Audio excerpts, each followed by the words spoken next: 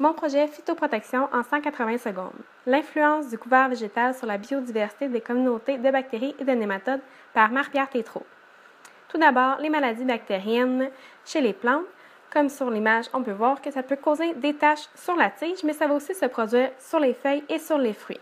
Ça peut se produire sur plusieurs cultures, par exemple le piment et la courge, mais dans ce cas-ci, on s'intéresse à celle qui se produit sur la tomate.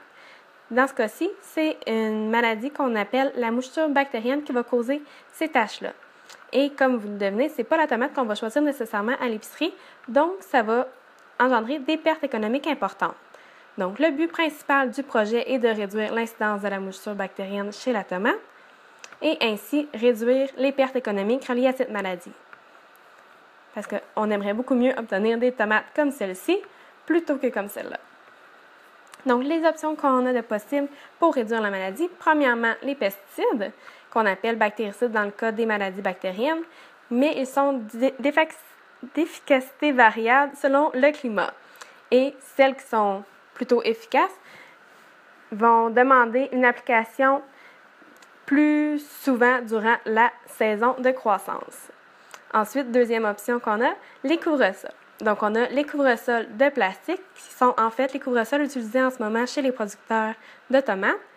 Mais on a aussi les couvre-sols végétales, qui sont en fait des céréales qu'on plante à l'automne et qui vont être roulés au début du printemps pour vraiment couvrir le sol, qu'on va utiliser dans le fond comme un paillis. Des études ont démontré que l'utilisation d'un couvert végétal peut réduire les maladies bactériennes chez certaines cultures commerciales comme les cucurbitacées et les solanacées. Donc, c'est pourquoi on s'intéresse à la dynamique autour du couvert végétal. Donc, qu'est-ce qui se passe sous le couvert végétal?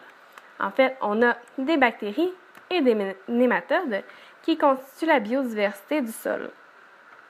Donc, notre hypothèse de départ est lorsqu'on a une meilleure biodiversité dans le sol, donc on a plus de bactéries, plus de nématodes, donc ça va réduire la maladie de la tomate. Donc, comment analyser cette biodiversité pour voir si elle augmente vraiment avec les cultures de couverture?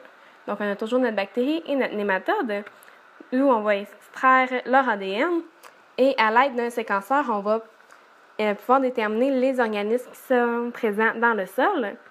Et par bioinformatique, on va pouvoir déterminer la biodiversité reliée à ça.